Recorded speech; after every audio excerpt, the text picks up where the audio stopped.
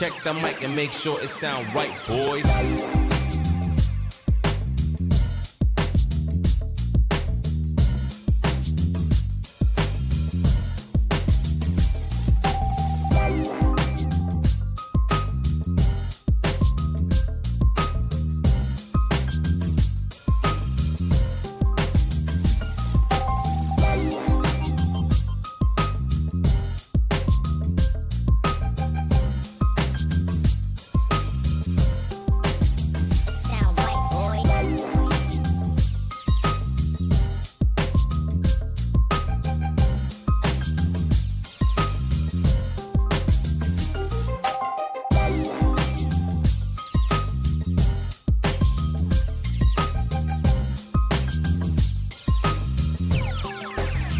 Sound right, boys.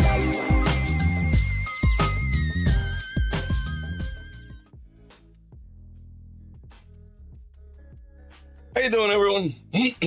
Bror Fredrik coming at you with another video live from the studio, and it is hot AF. I just got in like 10 minutes ago, so I'm still like kind of sweating a little bit, but I did stop at Dutch Brothers. What up?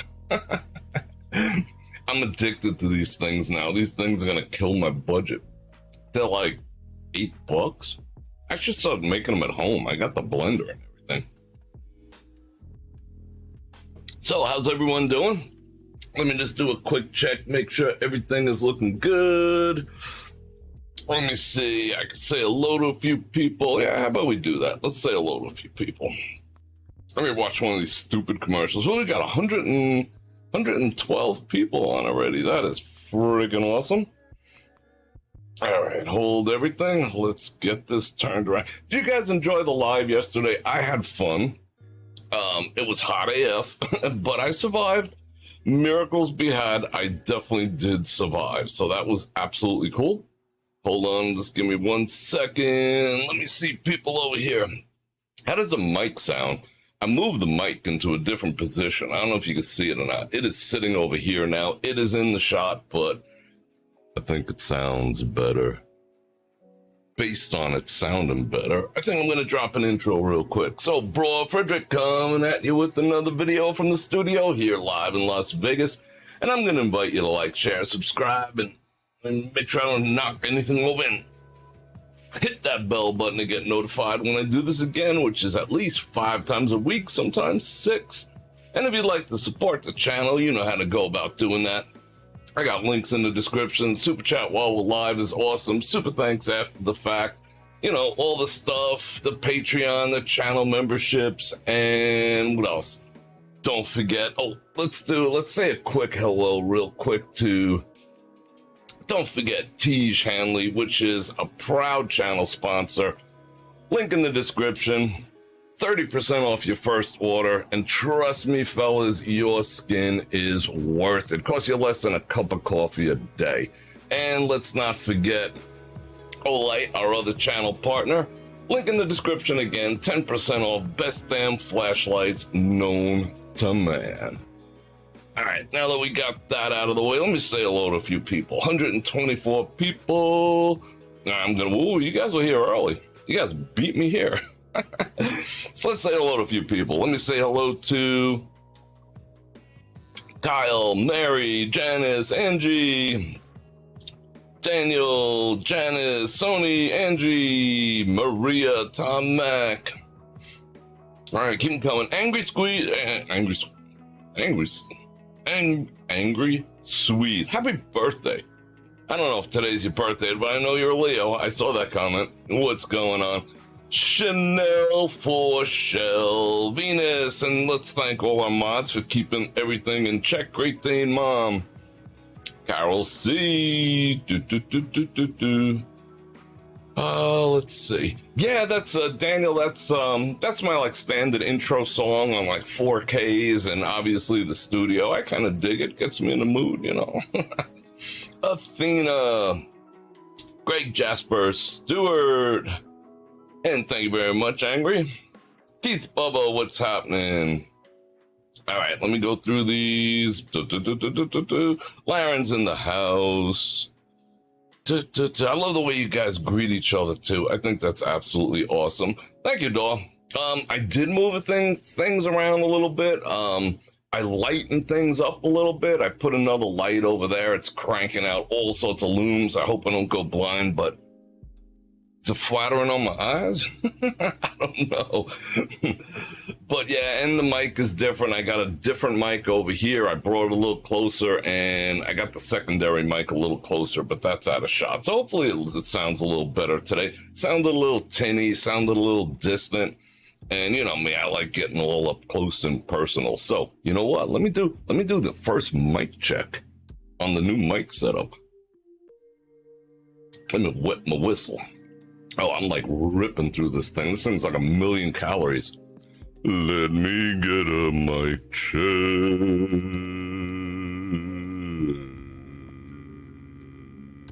How's that sound? Sound a little better? I hope so. Trisha's in the house. Gary, my day is going pretty good, other than the fact that it's pretty hot. I did a lot of running around today, hit up the post office. What else did I do today? I don't even remember. Paid bills, exciting stuff. But yeah, I got a lot of stuff done today, which is kind of awesome. But here we are. My mouth and my voice are not in sync. How bad is it off? Like off, like bad off? That would suck. That's weird. It'll probably correct as I move things around a little bit. That's probably a YouTube thing. Mark, Jeff. Feel like you're watching a Bruce Lee flick. Like how so? Aaron, how you doing? You here for 25 minutes, John? All right, cool. We got a couple things to get into. BSKY. Art Flowers. Jim West. All right, the whole crew is here. All right, let me check something real quick. Oh,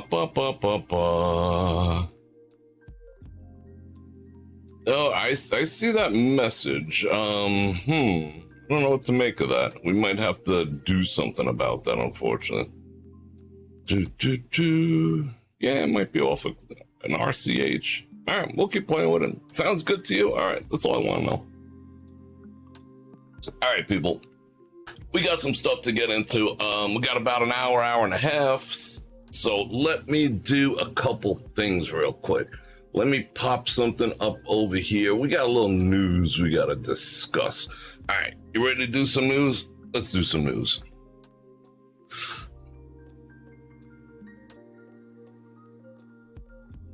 Check it out. For all you Sinead O'Connor fans, I know I'm a Sinead O'Connor fan. Well, I was a Sinead O'Connor fan, but she's got one album that's absolutely awesome. So I think we need to do a moment of silence for Sinead O'Connor. 56 years old. That's so young.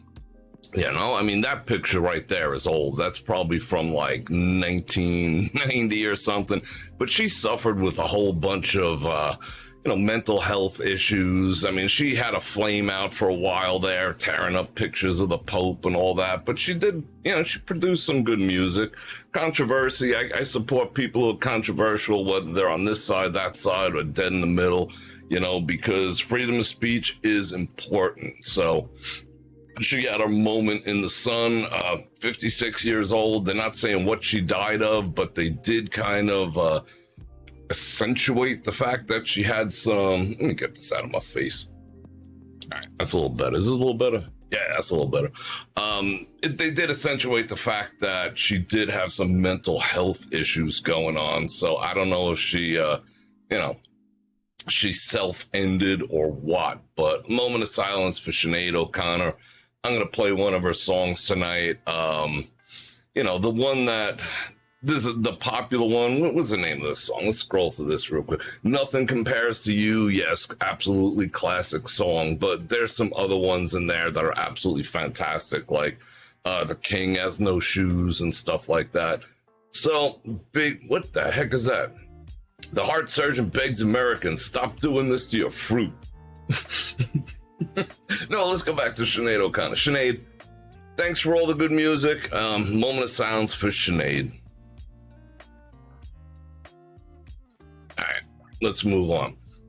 This I found real interesting. I touched on it yesterday a little bit, but remember what I was saying about the north end of the strip is going to look like the solar system soon?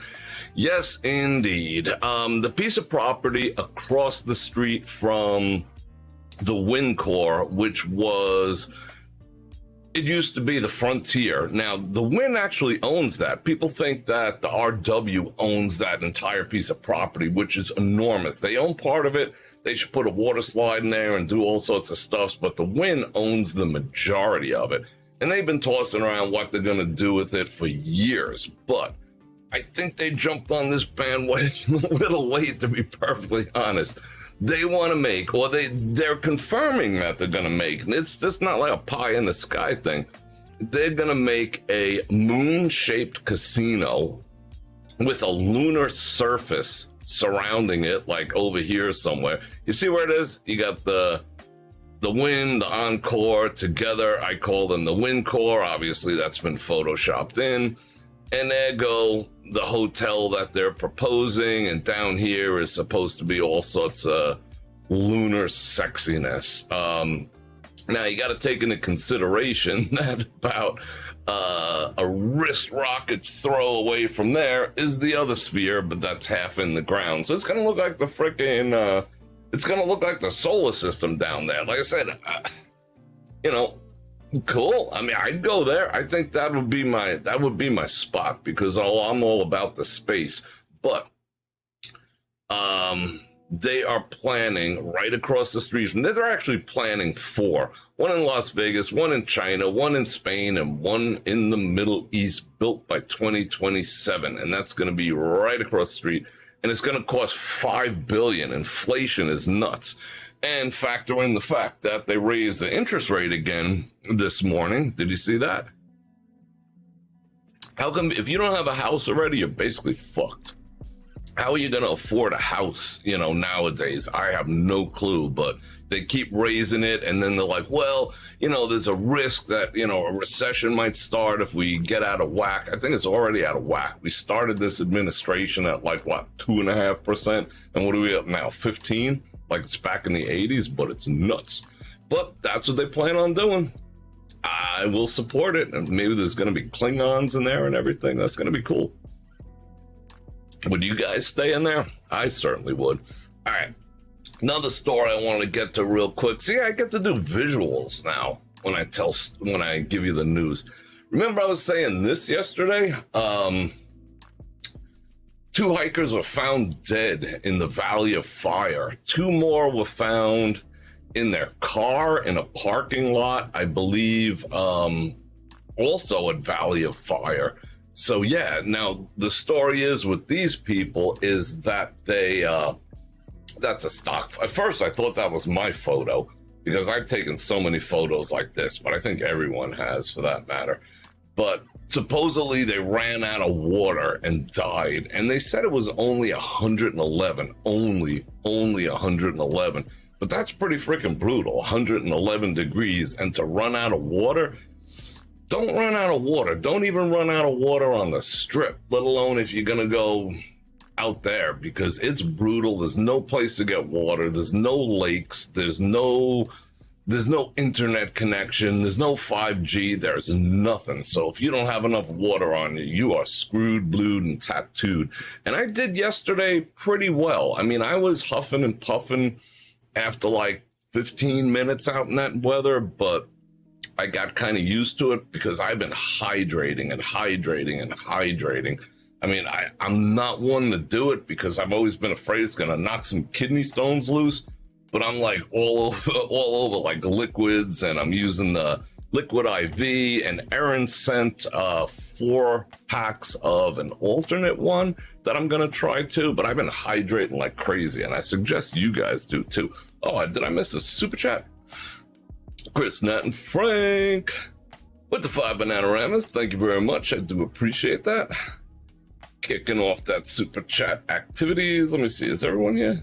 All you guys here? I hope so. All right, good. All right, and what else do I got to talk about? Oh, this is a good one. There's some crazy stuff right there, huh? What do you think? Las Vegas police, woman accused of arson fire, setting her boyfriend's clothes on fire and killing her cat. Looks like more than her clothes went on fire. I don't know what kind of house that is or whatever, but let's just zoom in a second. Wow, she torched the place. That is absolutely nuts. Now, this goes back to one of the things I was saying. I mean, I don't know anything about the young lady. I don't know about the situation, whatever, but fellas, if you're ever over a woman's place, you know, you're knocking boots, you're contemplating it, you've been together for a while, whatever, and you use the bathroom, right? If the medicine cabinet happens to be ajar, I mean, don't open it. Don't open it. That's not cool. But if it happens to be ajar, right? And take a peek in there and see what kind of medicine bottles are in that medicine cabinet and take note of what they are. That's all I'm saying. You might come up with some surprises because they say, like, what was that? I'm getting messages on my other phone.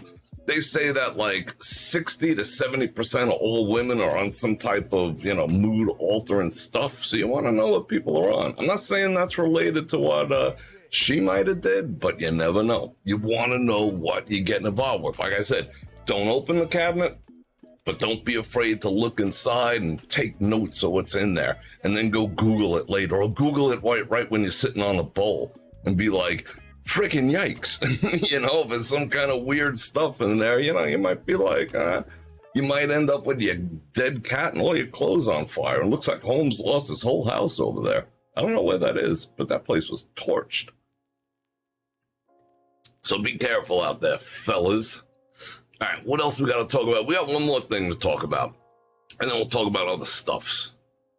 All right, check that out. I mean, I knew there was a lot of people in town in June, and I think there's even more now, but Harry Reid Airport sets a new June record. 4.88 million passengers passed through. Like, now that's not 100% everyone came to the Strip. They might have had a layover and moved on to here, yada, yada, yada, but I didn't do the math on it. Let's do the math real quick. Sorry, I gotta cool off. Let's do maths. You ready to do maths? All right, let's do some maths. All right. Let's see how good I am. 880000. All right, let's divide that by, what was that, 30 days? Let's divide that by, shit. Let's divide that by 30. So 162,667 and a little piece of a person, like 3/4 of a person per day came into Vegas. That's pretty freaking nuts. Let's break that down a little further. Let's divide that by 24 hours. 6,778 people an hour coming into Las Vegas through that airport. That is crazy. All right, let's drill down a little deeper. I'm all into the statistics. Let's divide that by 60. That's 113 people a minute coming into town. A minute. How many a second? Let's divide that even further. 113 people per minute divided by 60. Let's do all the maths. That is almost 2 people a second. Let's do 1, 2, 3, 4, 5. Holy shit, that's a lot of freaking people. And that's a lot of money. I did notice, however, that they stopped sending the report for the earnings, how much the casinos made in June has not been out yet. I think it's going to be the first month that it's actually on the downside. Tamika with the 5 banana round. It's good to see you. Sorry I didn't get there. I wish I could have got to see you while you were here, but yeah. I'm glad you're here. What are you guys talking about? I want to see everything you're talking about. You guys talking amongst yourselves. All right. I got stuff to show you, too. Oh, I like the one that pops up on the screen. Let me get some different camera angles over here. I got stuff to show you. First, I want to keep this condensed and moving. But did you guys have fun yesterday? I did. You know, we spent a majority of the time over at Paris, and I enjoyed it. Paris and the horseshoes seemed to give me the run of the house. You know, they never, ever twist my onions about being in there. So I enjoyed that. I had fun, and I was able to get out a little bit, which gave me hope. Plus, I recorded the stream because as I'm streaming, I don't have the other camera with me now, but as I'm streaming, I'm also recording. And instead of recording in 4K, I recorded at 1080p in a really, really high resolution to compensate. Because I like to, you know, be able to cut things out later or make thumbnails or put up a better quality version if I happen to get home, take down the live, and, you know, because there was some glitches in there. So there's maybe an extra 5 or 6 minutes of content if you watch it afterwards. Whatever. But, oh, shit. The camera held up, which I was surprised. It was given the red overheat warning the entire time. But, you know, it seemed to be functioning okay. How's the music in the background? So I might do it again. It seems like for the next week, they were predicting 115. Okay, it's 111 today, but I think we're on the downward curve. It's not going to go under like 105 for quite a while. Even last night, I went out to buy milk at like 11:30 at night, and it was still 99 degrees. So there is no rest in the town from it. But I want to get into something else real quick, which is mail call.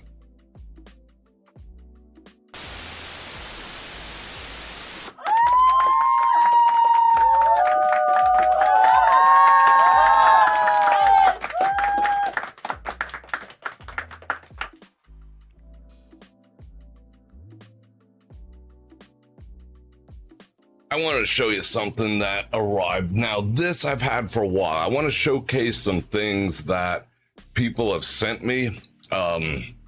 This, I've probably had this for about a year, but this was like super, super special to me. So I wanted to take the time to show it to everyone. And again, I still wanted to thank everyone for the Christmas presents, for the Christmas gifts that you guys have been sending me, because you know it's my it is my birthday season, which is absolutely freaking awesome. So thank you very much for that. But a lot of you have not been putting the names in there, so I don't know who to thank. I picked up 2 more packages today, and I honestly don't know who to thank for those. So even if you order it through Amazon or something, I think you could still send in there, tell them to send that this is a gift and who it's from. So please do that, because I do want to thank you guys for that. What, you never hear music? Mail call is awesome. Jim Wolf. You like my secretary back there? All right, cool. Yeah, I'm not looking forward to seeing my electric bill too. Oh, the other story I wanted to pull up was, oh, we'll talk about it. Remind me to tell you what the electric company sent us an email, but I want to check this out real quick. Of course, there's a super duper amazing cigar box, obviously. And this came from Tim and Kathy. I don't know exactly how to pronounce the last name. Cude. Cude. Correct me if I'm wrong. But I saw you in, when did I see you? In Treasure Island, and that was pretty freaking awesome. So I did thank you, but I do want to show everyone else this, and this is how I care for it, because it is just, I still got the tissue paper. Dig this. Are you seeing that? Isn't that absolutely freaking amazing? Now, let me show you these real quick. These dies are old. This is from the Silver Bird. Let me take this one over into the light a little bit. I can barely see this one. I'm gonna pop on real quick my flashlight. Let me give you all the looks. That is from. It does not. This one does not say. No, whoa. Oh, that's from the Silver Bird too. I think they're not identical. They're two different ones. Sorry for the flare there, but I had to do that. This one has actually shrunk, which is kind of trippy. This one's still full size, but look at these amazing. Let me take these up a hair. Look at some of these things. Treasure Island, and these are all unused matches. Treasure Island from back in the day. It even says Treasure Island at the Mirage on there. The Castaways, the Mint, Sahara, Frontier. I don't even want to pull them all out. These are so special to me. An old MGM Grand, Stardust. Look at that, Lido of Paris, the Holiday, the Hacienda, the Dunes, Nob Hill, Old Plaza, Peppermill. That's nuts. Tropicana, the Holiday Casino. Look at that Tropicana one down there. That is crazy. The Plaza. Ooh, let me put it. And I love the smell of matches. Call me crazy, but I love the smell of matches. Am I all up in your grill? I think I am. Sam's, the Fremont, Binion's Horseshoe, Four Queens. Ooh, what's that? I don't know what that is. Think they're in business? I don't know. Arco. The Desert Inn. Oh my God. That used to be the place to be. Look at that Hacienda one down there. Is that nuts or what? Look at this. Circus. The Treasury. Barbary Coast. And these are all untouched. There's no like 4 matches left in them. I mean, these smell good even. The Golden Nugget. Bourbon Street. The Sundance. Look at this one. Caesar's Palace. El Cortez. The Shenandoah. These places have been closed, some of them. Sultan's Table. Another Hacienda. You know how old some of these are? These are so collectible. And they happen to be mine now. Thanks to Tim and Kathy. This means so much to me. I had a collection not as old as this, but very, very similar to these. I just had tons and tons and tons. Let me organize these back. Is that an amazing collection? Look at that. Peppermill, unused. The Mint, I've never even been there. Nob Hill, that's before my time too. But is that an amazing collection or what? I'm going to put that away very, very carefully. I am going to put those on display soon. I just have to find the right cabinet for them. And I do love cigar boxes too. Cigar boxes are awesome. It's a dying art, but true cigar boxes made out of cedar are absolutely freaking amazing. So let me put that out of the way. Was that amazing or what? So thank you. And I love showing things that people, I've got boxes of things. I could fill this entire studio with things that people have got me. Like I forgot to light up, this is my light up buffalo back there from Sharon and Mike. But it would just, you know, people have been so nice to me and so generous to me and sending me things. I'm going to showcase everyone because I want everyone to see what everyone's been sending. And I want, you know, I want to thank you personally. Like I said, But if you do send something, let me know who it's from, unless, it's like completely anonymous. You just don't want me to know or don't want everyone else to know. Or if you don't want me putting it out there, just say, I'd prefer not. And I won't. But where's my phone? There it is. Okay. But those mean an absolute lot to me. I had two collections, and I had a neighbor. They were a nice couple. I gave them one of my collections. We started to hang out, and we were shooting pool at their house and having a good old time. Why am I getting commercials? You guys getting commercials too? We shouldn't be getting commercials. That's a little weird. Having a good old time at their house, and I gave them two, I had these big jars, see-through glass jars full of matches like that. Not as old and not as precious as those, but nonetheless, they were nice.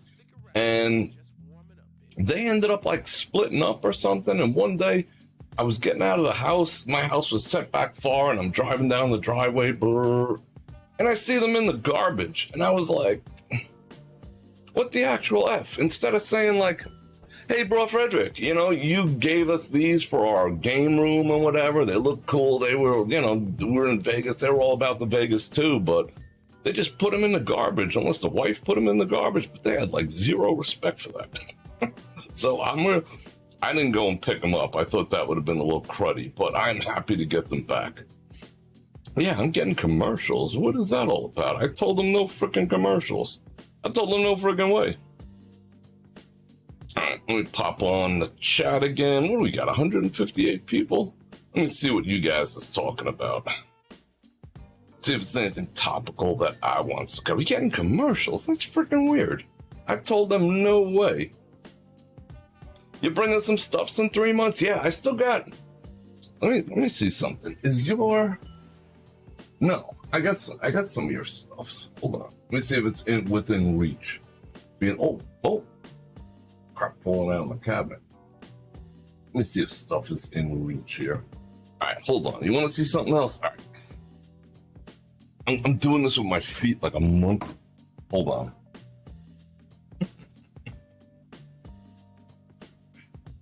Hold everything. All right. Want to see stuff? All right. Hold it. I got all this stuff down. Okay. This is from Captain Lope. Does this look familiar? I gotta make sure I don't shine it.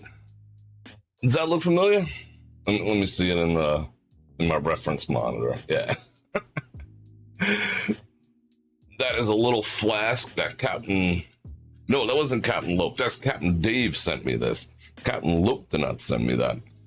But Captain Lope says, let me see. Did I get my captains wrong? I don't want to get my captains wrong. I thought it was an awesome gift too. You got an ad for skin stuff, so I hope it wasn't no T. Shanley. But Captain Dave sent me this, and it says, any day above ground is a good one. It's a little old flask. It's nothing in it. We're going to do a Bror Nation After Dark soon enough, and I'll have a couple of drinks. Let me see what else I can pull out of here. I thought this was absolutely awesome. Isn't that cool? I forgot to put up my Christmas tree. Next time we're in the studio, because it's still Christmas in July, even though July 25th is official Christmas in July day. But I think that's awesome. I got so much cool stuff that it would just encompass everything. But it's one of my favorite things of all time. Let me tilt this properly. I don't want to kill you. Let me see how this goes with the reflection. Let me see. Yeah, that's too reflective. But this is the best day ever. Chris, Nat, and Frank, and me, October 28th, 2021. Thank you, guys. That's my favorite picture ever. I'm going to put it up over there. And you know what? I got to start carrying these things around, too. I still have a bunch of these left over from the Bror Nation get-together of 2021. So I want to give those, all the people we met yesterday, that would have been awesome to be able to say, hey, there's one of these. But I forget stuff, It's not like I'm a scatterbrain. I'm just freaking running around like a freak all the time in these little keychain holders and stuff. But I got some other stuff to show you. Let me see. Such as, and I mentioned this a little bit ago.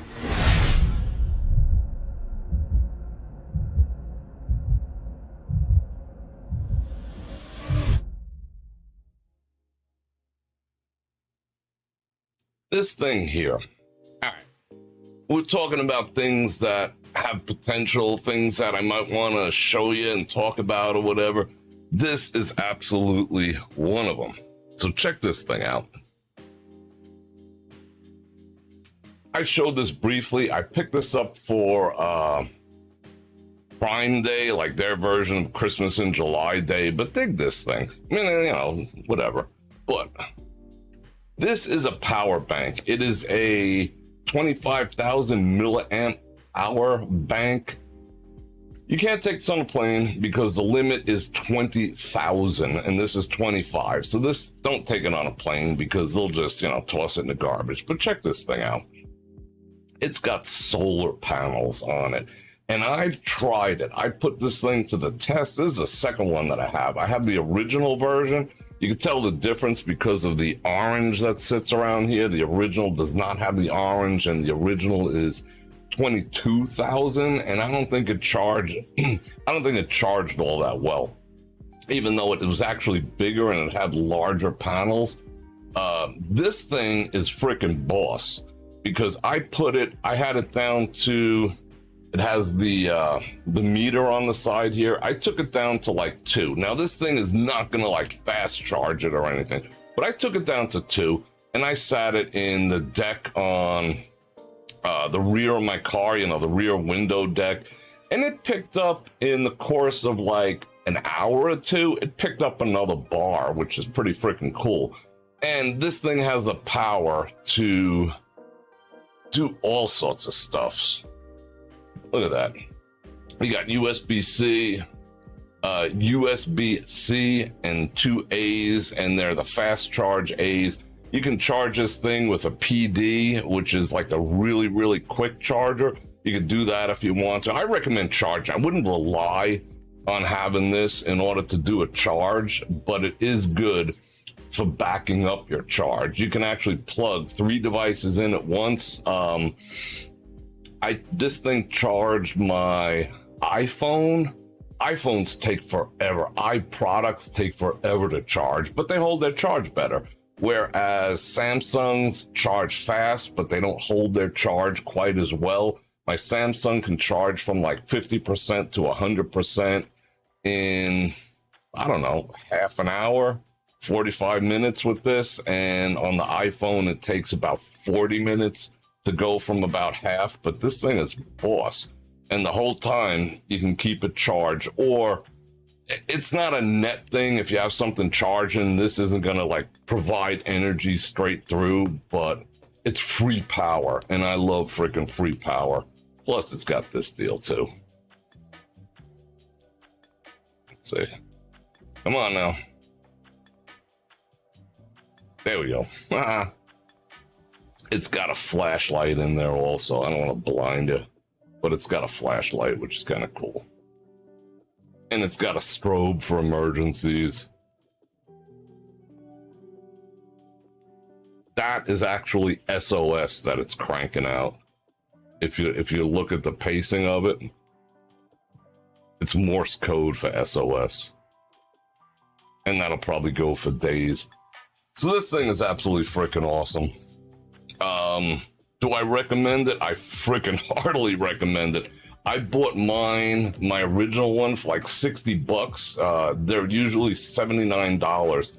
They have them on sale. Yes, I did put a link in the description, and yes, I will make 1.5% if you do happen to buy one of these cool devices. So yeah, I mean, so if you do happen to buy one of these cool things, I'll make like $2 or whatever, $1.50. I don't know, something like that. 1 point whatever percent. Anyway, link in the description. They're running a sale on them, I think, until the end of the week. If you click on that link, it's an Amazon link. And I think it's like $37. It's less than paid for this one, so I feel a little like gypped or whatever. But you know, it's worth every penny of it because I'm all about this type of gear, and I'm all about these battery packs. I got a ton of them. This thing can charge the iPad. This thing will net zero my iPad. I could have this plugged in and it won't go down whatsoever. It'll net zero it like a charger. So pretty freaking awesome. Two big freaking thumbs up. Yep, there you go. All right. So that's that. I am gonna check out some. Is Miss Google in the house? Let me see what you guys are up to. What time is it? 5:11. I think it's absolutely awesome. You dig that Morse code?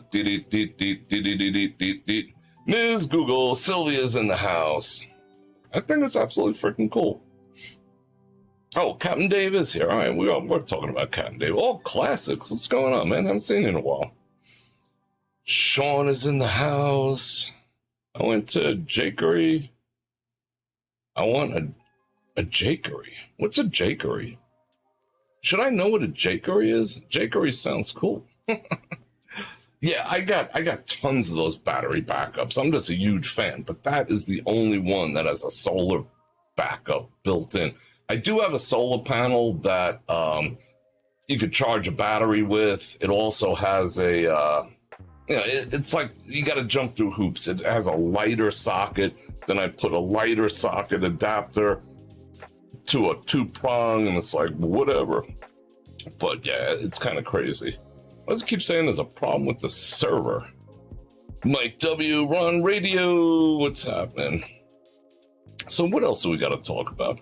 A power bank, that's awesome. Yeah, it's like having a mini generator. I mean, I keep mine charged. I have one in my day bag. I have two, not those, but I have two that are daisy chained together. I have that sling bag that I have. I don't feel like getting it. It's in the other room, but the sling bag that I have has 2 pockets.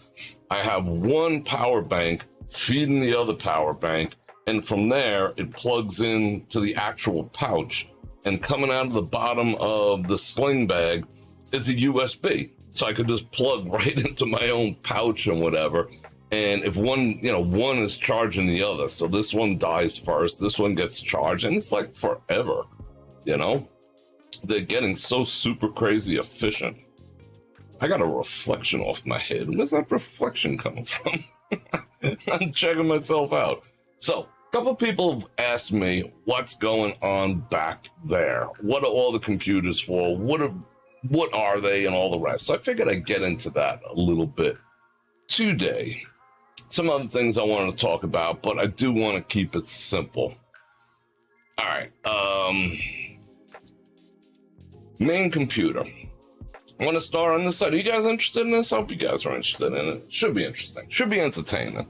Let me slide out of the way here. All right. That computer over there is my main editing computer. It is about 2 years old, if I'm not mistaken. I've done some rebuilds to it and some different things as technology has changed and whatnot.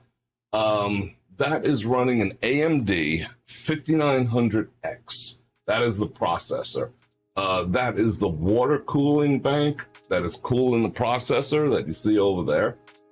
That is 64 gigabytes of Trident RAM running at 4200 megahertz, if you want to get all geeky about it. It's got fans all over the place. That is a 1200 watt power supply powering the whole thing. That is another water cooler that is water cooling my video card, my graphics card, which is that big chunk over there, which is a EVGA GeForce RTX 2080 Ti. Now, someone might say, if you know your stuff, oh, why don't you move up to a 3080 or a 4080 or a 4090 Ti? I just haven't seen a reason to.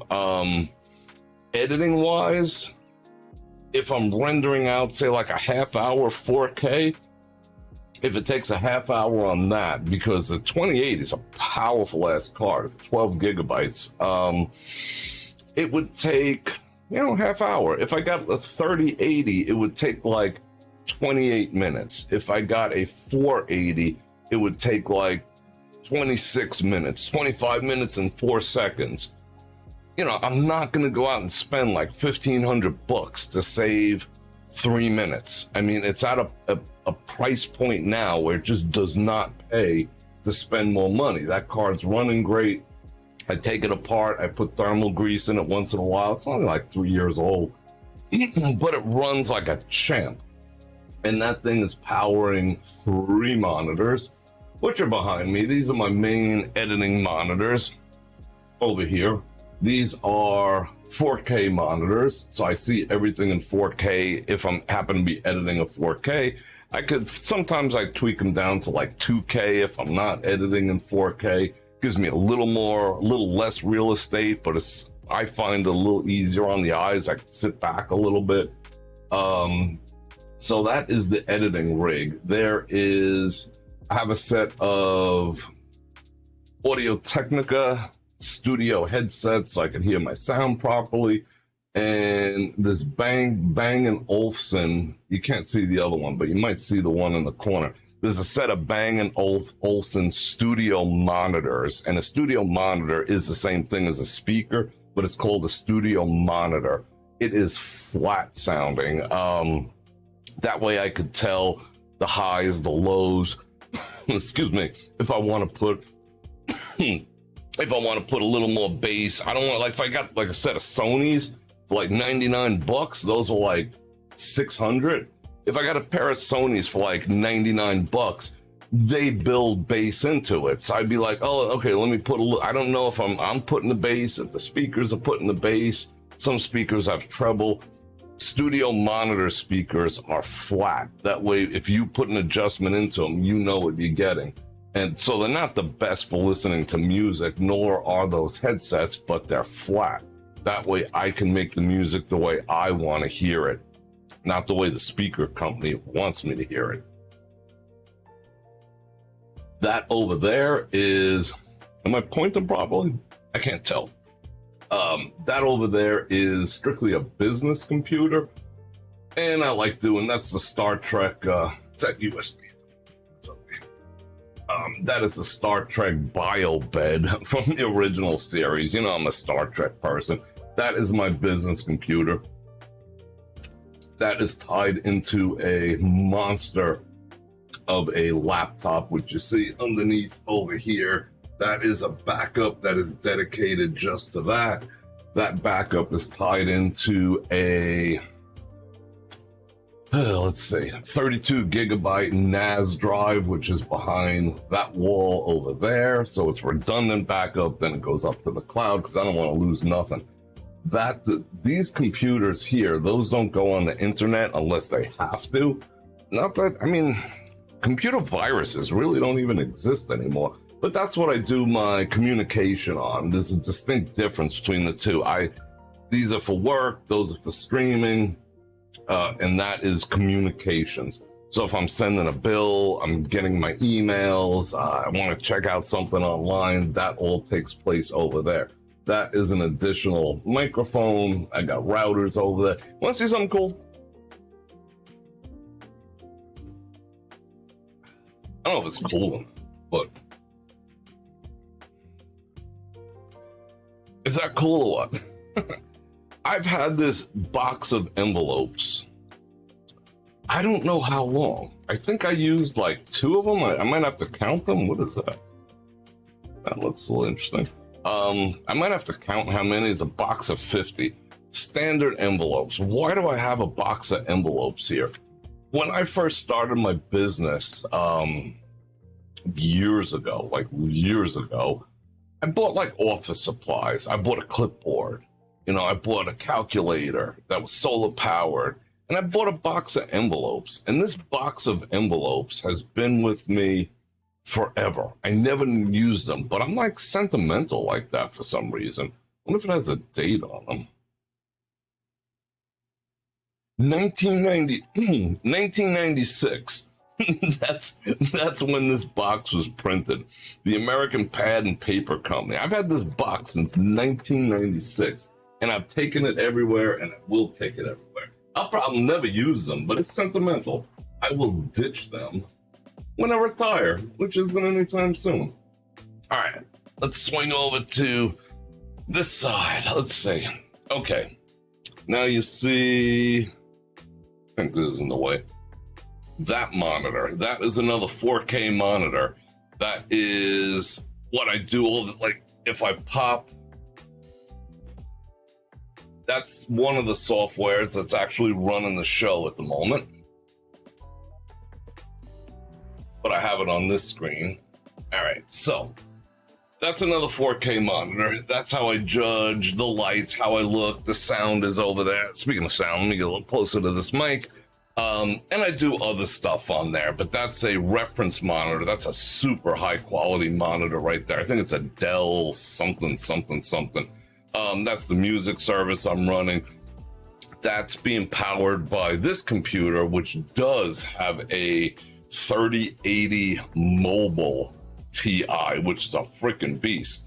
So that graphics card is actually more powerful than that one, but the processor on that one's actually more powerful. So everything's being streamed off of that laptop.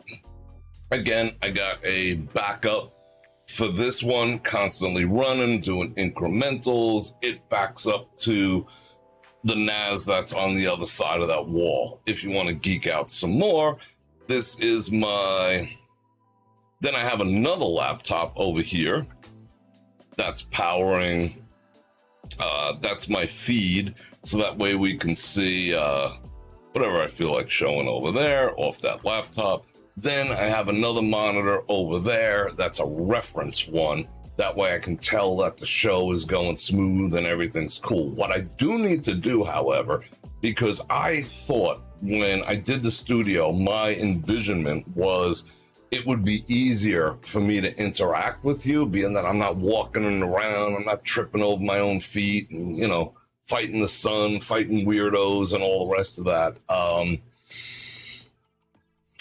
And those two computers, I forgot to call them out. Those are Sagers. If you're familiar with Sager, it's sort of I wouldn't say build your own, but you can spec them out. They're absolute freaking beasts.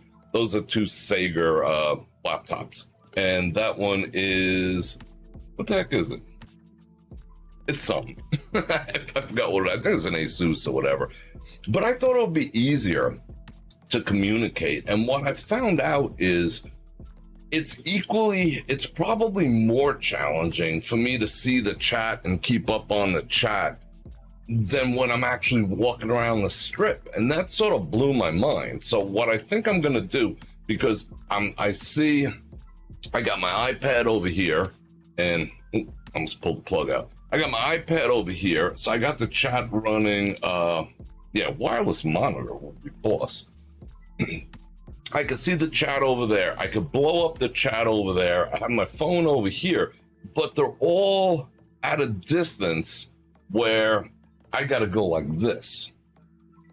You know, I could see Joe Q in the house. I could see stuff over there. I could do the same thing as when I'm live, or I could turn the camera and glance over here and look to see what's going on. Like I could pull up the chat right now if I wanted to. And I got it blown up to 150. Now I can read it from here, but I'm losing eye contact.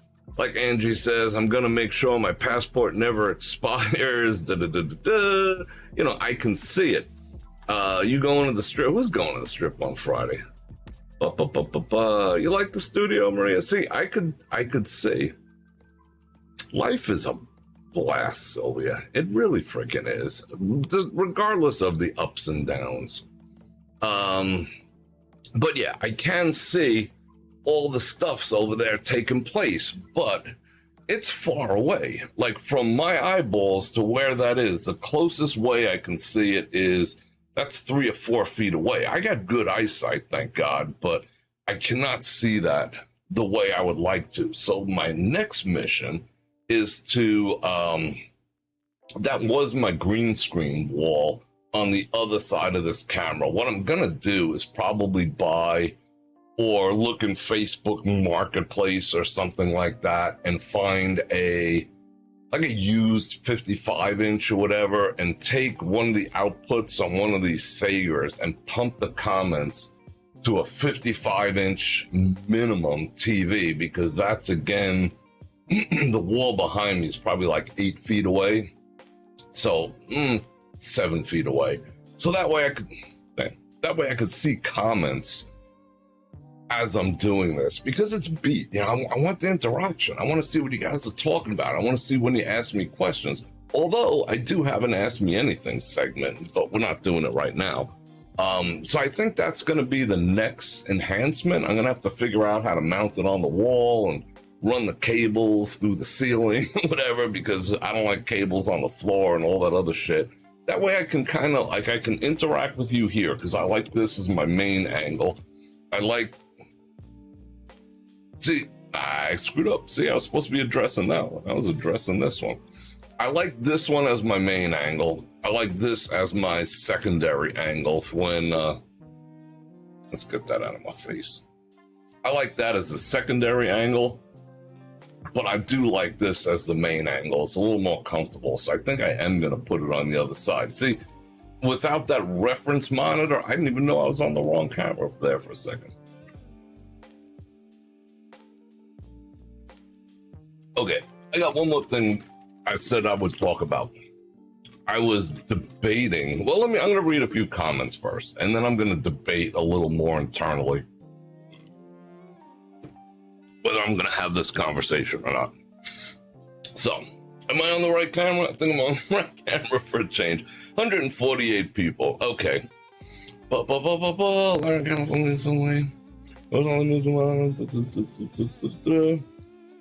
Wow, that's like behind. Did they stop running the freaking stupid commercials already?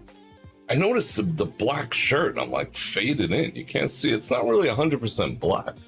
It's got a couple of maroon stripes in there, but it's almost like, what do you call it? Like green screen. Oh, yeah, the electric bill. Let's talk about the electric bill they just sent me. They sent everyone this is Nevada Power. They sent everyone a notification. It's been all over the news. Oh my God, you're gonna save $50 on every on your power bill from now, and this was in June, until September. And I was just like sick, because my June bill was 360 something bucks. It was freaking high. And last year I used the same amount of power. It was like $100 less. So it's going to go up even a little more, but like right now it's on like 70, to keep everything cool. Cause with all these lights and fans and shit, it gets hot in here. So normally during the day, I'm not wearing a shirt, Well, yeah, it's my house. I can walk around and do whatever I want, walk around in my drawers if I want.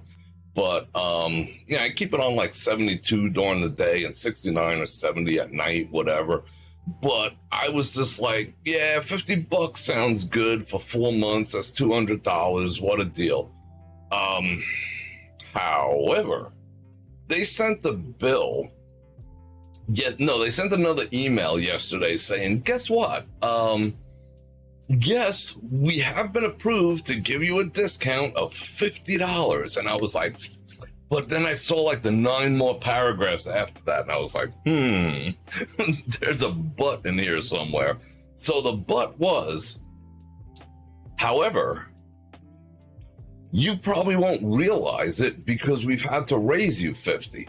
So they raised me 50 because gas was costing more, and then they took it down. They raised it 100 and took it down 50, and then they raised.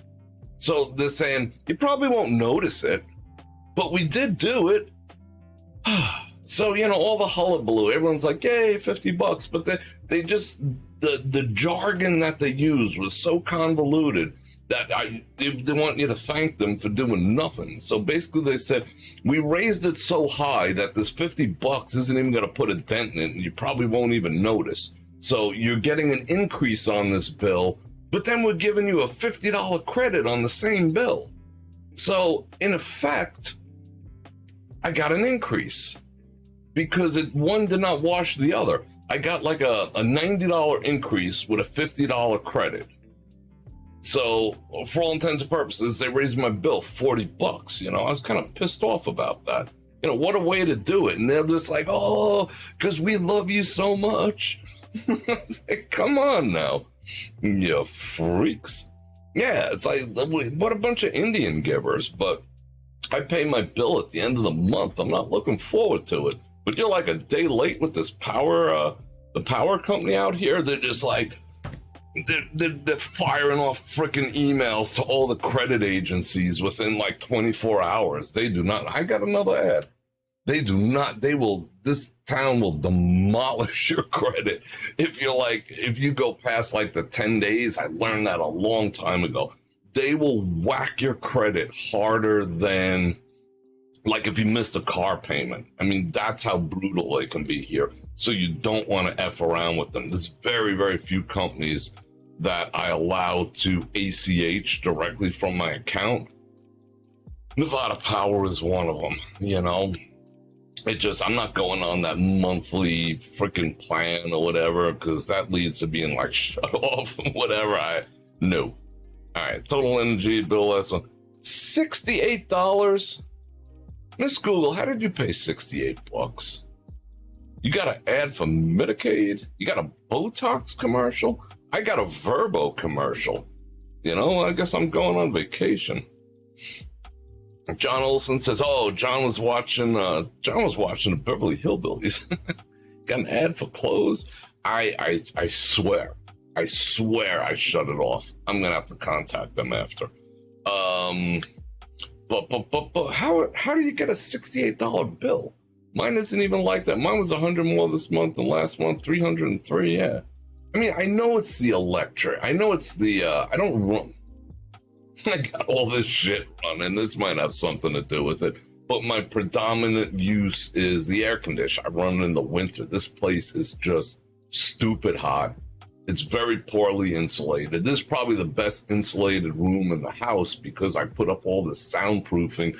And behind the soundproofing is like 3/4 of an inch styrofoam panels because I didn't want to glue this crap to the wall because that would have been a nightmare. So I put up 4x8 styrofoam panels, affixed those to the wall. That way there's just 6 spots that I got to deal with. Then I glued all the soundproofing you see behind me to them. Kind of smart, right? And then I could pull them off later if I wanted to move, or I do move, or I got to move rooms, or whatever the case may be. So this is the best insulated room in the house. The rest of the house just, it sucks. I mean, I got the energy efficient windows, there's all these things in here, but this place, if I shut this air conditioner off, if I shut it off, like off, which it never goes off. I never shut it off. Even when they replaced the system, it would go up to in the 90. Within maybe 2 hours, it would be 90. This place will achieve equilibrium with the great outdoors within like 3 or 4 hours. That's how energy inefficient it is. And it's not old. I mean, this place is not even 20 years old. So I don't know what's going on.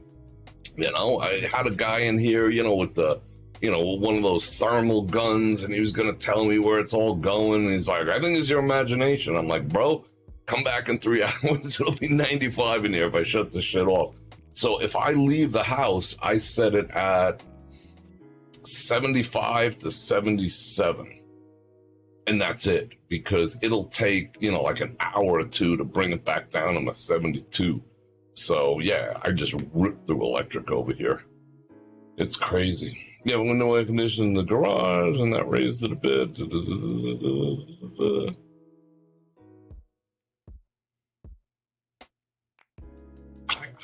I just don't know. I feel you. You paid $300, yeah. They're gonna nab 300 and something this month. I don't know I have no idea what it's gonna be this month. However, I do have the new air conditioner this month. They just finished it at the beginning of the month. So I don't know if it's more energy efficient because the other one was like, 15 years old. This one's like brand spanking new. The condenser and the fan, not the one in, the interior one, but the outside one is all new. So maybe I'm going to save some electric. I don't know. But it struggles. Like it's 111 and it's struggling to keep it at 70. It's barely coming down to like 71, 72. Something like that. What do you got? 150 people bought a new air conditioning unit? Yeah, it's big bucks. A friend of mine's just died he's in Arizona.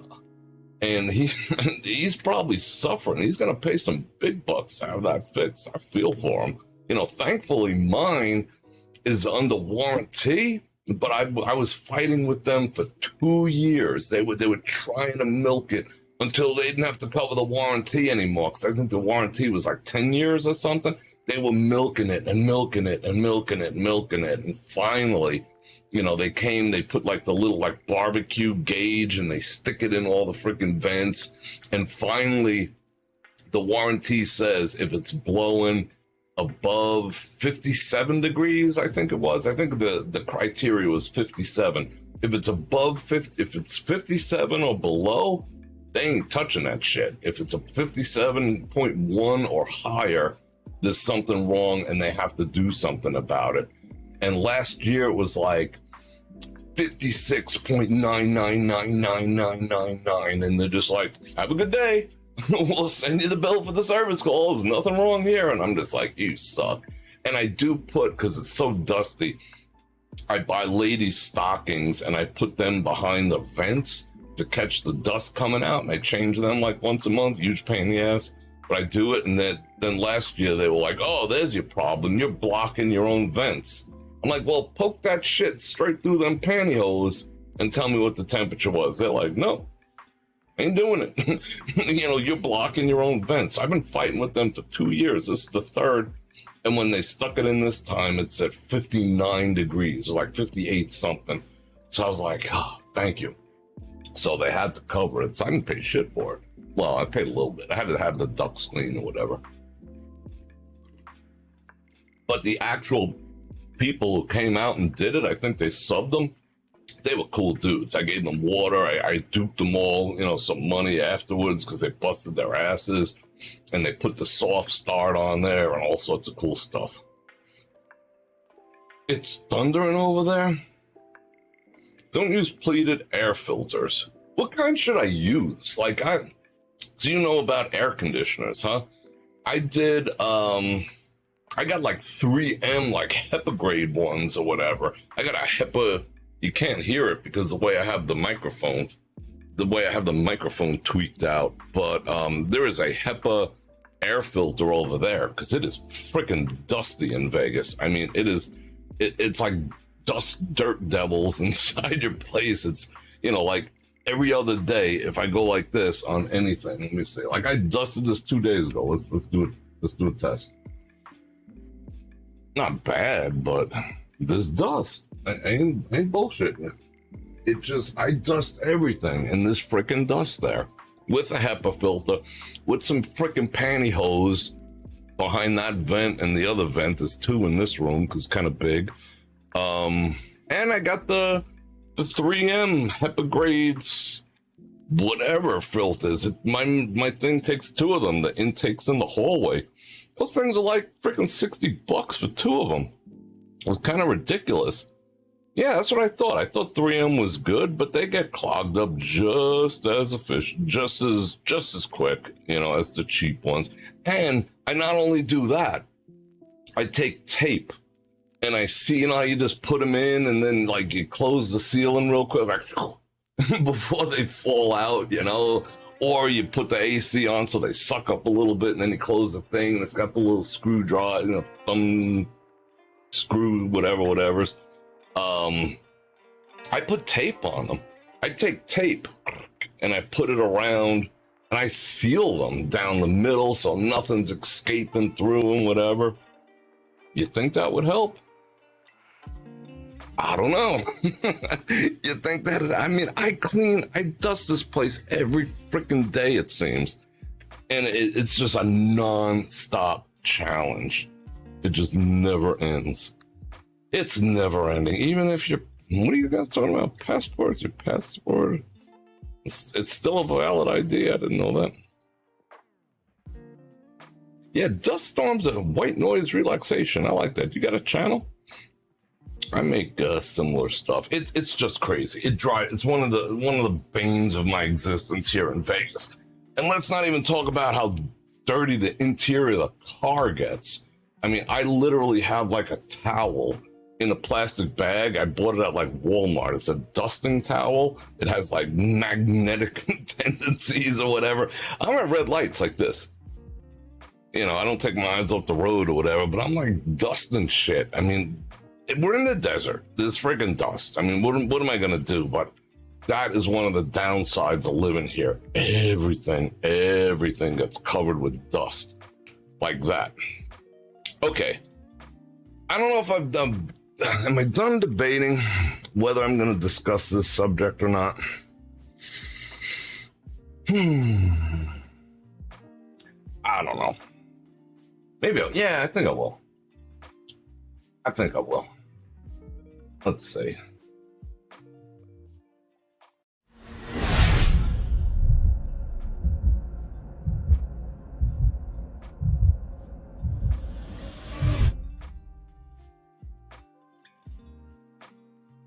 All right.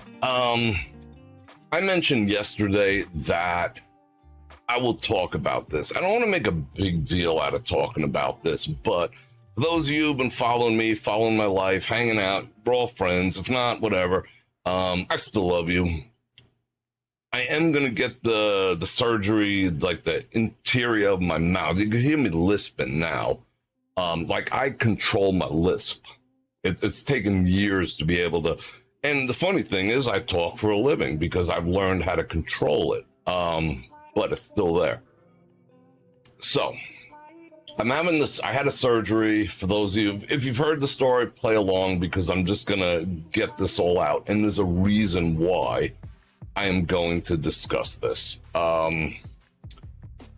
So going in for the surgery on the 3rd of next month to fix the lisp and, you know, like some, not cosmetic. I'm not having a freaking, you know, one of those done or whatever, but I'm having it done on the inside of my mouth because of the surgery. It left me with some, you know, too much skin and whatever. So I am doing that surgery. And it is giving me some pause because I've mentioned this, and I mentioned it yesterday that I might mention it today. And over the course of me yapping for the past hour, I decided I was going to do it. You know, I was judging the amount of people who were watching and whatever. But the reason why I'm mentioning this, and I'm going to bring up my medical history and the challenges that I've experienced and the obstacles that I faced and the birth defects that I was born with, is for inspiration, not for any other reason. I don't not like talking about. I don't not like talking about it. It's not like it's something that I try to hide or whatever, but it's something that I've never taken the time to articulate in one place at one time. And I'm even going to bring in the mic for this. Hello, microphone. You know, that way you're hearing me properly because I'm going to sit back. I've talked about it here and there in little dribs and drabs, but I'm going to consolidate it for you because going through the situations that I have now, I don't like the word triggered. I don't like the word, you know, I don't like that mentality of, oh my God, and you know, this is triggering me. However, yeah, it's because this has gone on for a year and a half and I've had to revisit, you know, either the dentist or the surgical center, which is in one complex, off and on. I just paid an anesthesiologist bill today of $831 for gassing me for freaking 3 hours. You know, I guess that was a good deal from what I was told. I actually went in there in person to pay it, and they're like, well, we don't take it. Go online and pay it. I was like, you don't want my money? No, go online and pay that. All right, whatever. I digress. So it is getting a little bit under my skin because it's dragging out. And I am going to eventually have to have surgery done on this shoulder. Although there is a chiropractor who says that it'll be the most painful thing in my entire life. Heard that before, but I don't think so.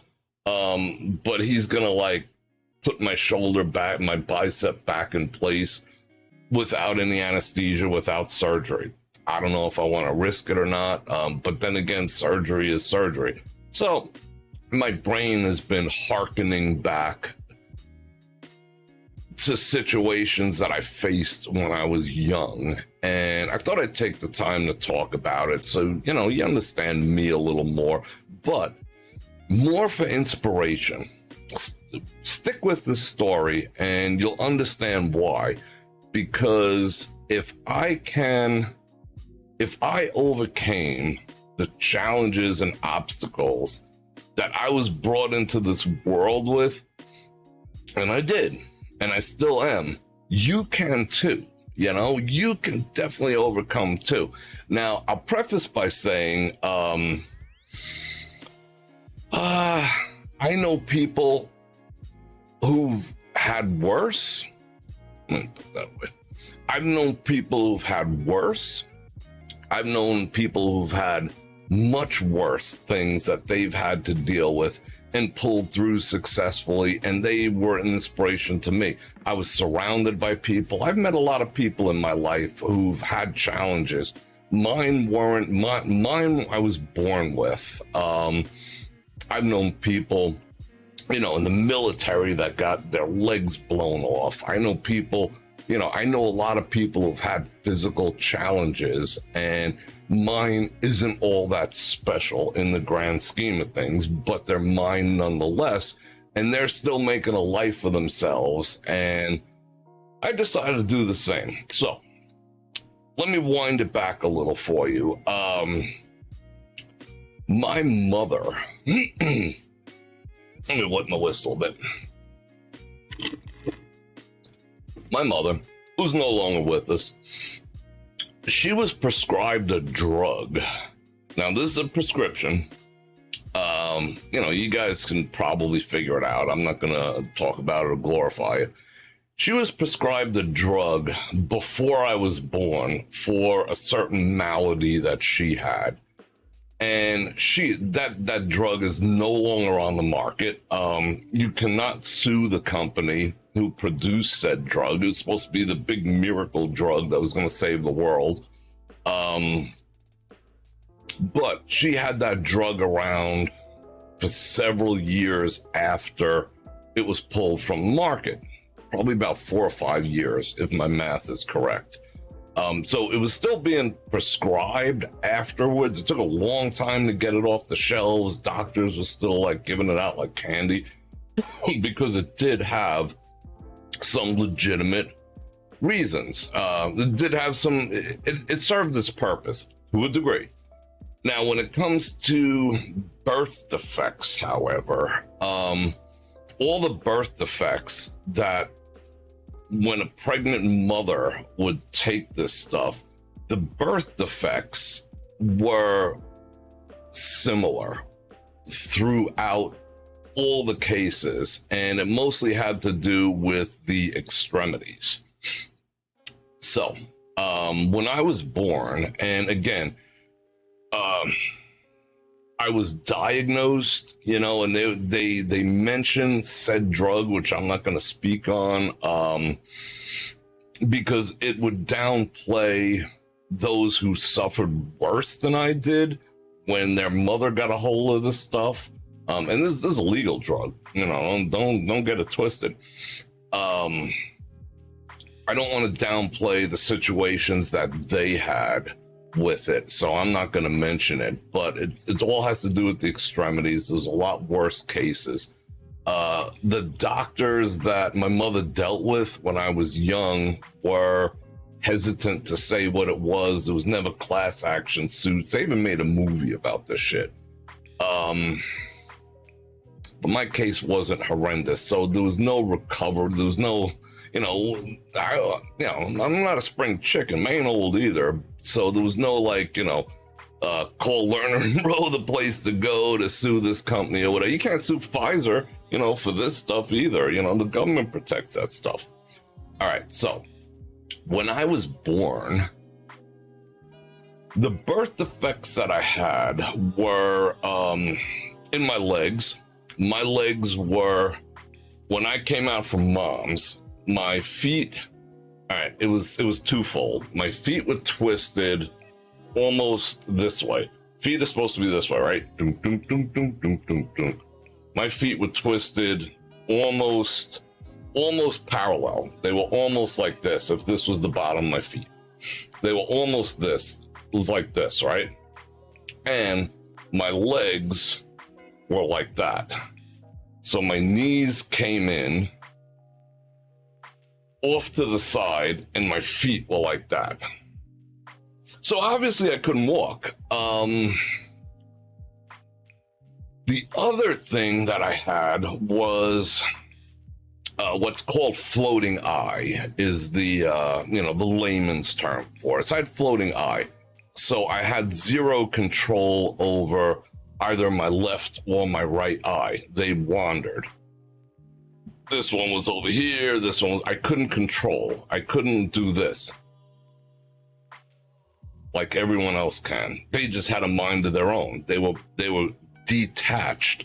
I had the muscles, like the eyeball is here, and they have muscles that look like this, that go to this side and this side. Mine were detached. My eyes were just there with no musculature holding them. They weren't falling out because you have the nerves and everything, but they were just like doing that thing. They were all over the place doing the hippy dippies.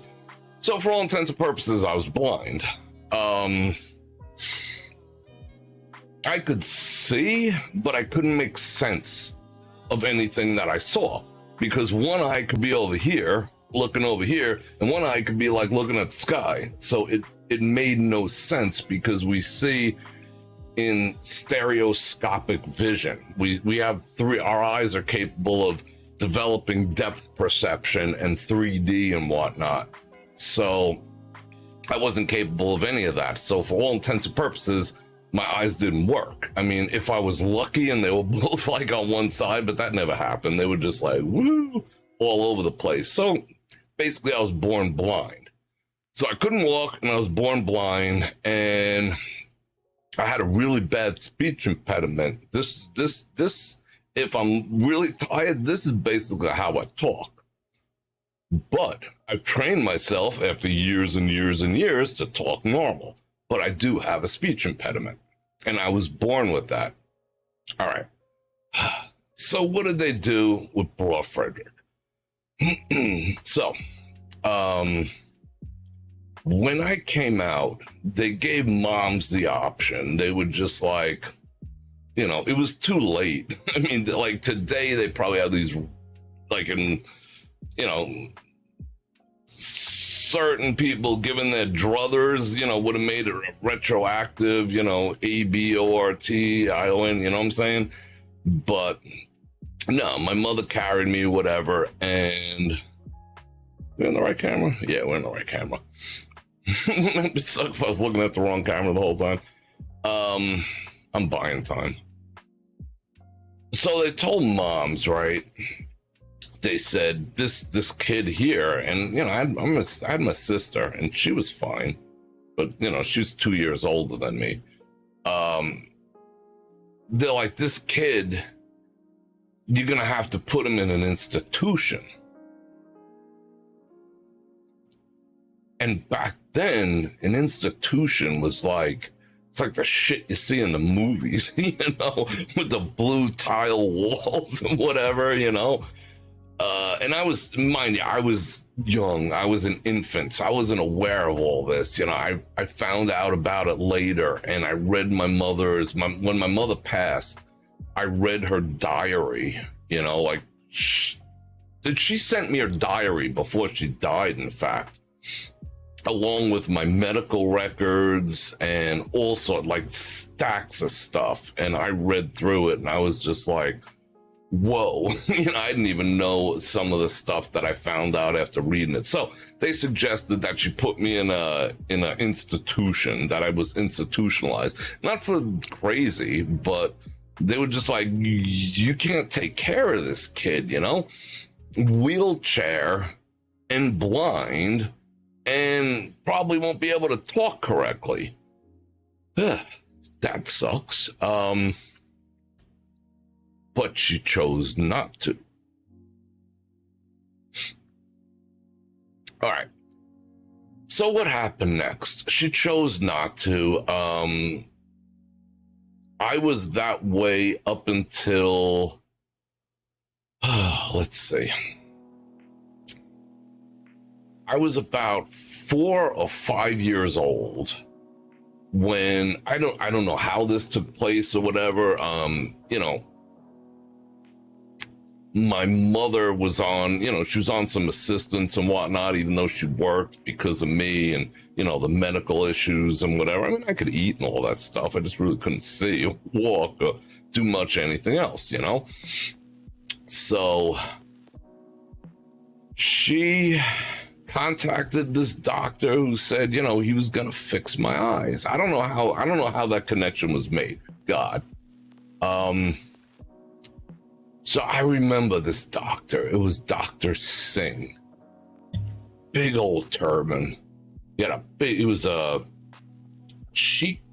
big old turban on his head. Red like a ruby. Dr. Singh. I don't know if he's still around, but what he did was he's like, I'm going to do this. Now, mind you, this isn't like 10 years ago. This is back in the day. I mean, this is like, you know, like a decade past, like putting leeches on people.